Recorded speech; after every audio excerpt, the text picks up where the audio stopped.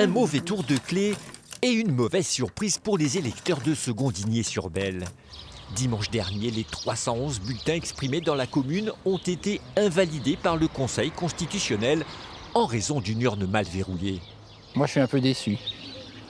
Parce que c'est vrai que c'est des élections, chacun a son candidat préféré, mais c'est bête parce que ça n'a pas compté. On a envie que nos voix sont prises en compte, forcément.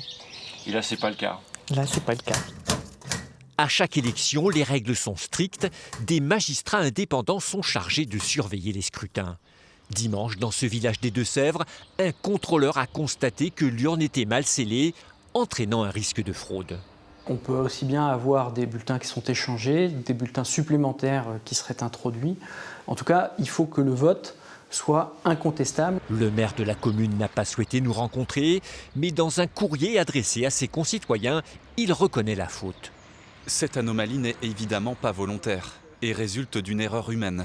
Je vous présente toutes mes excuses pour les désagréments occasionnés. Une lettre appréciée des habitants. Magnanimes, ils promettent d'aller voter au second tour.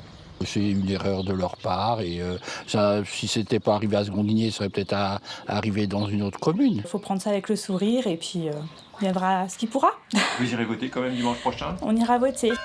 En France, sur les 35 millions de suffrages exprimés au premier tour, 10 216 ont été invalidés par le Conseil constitutionnel.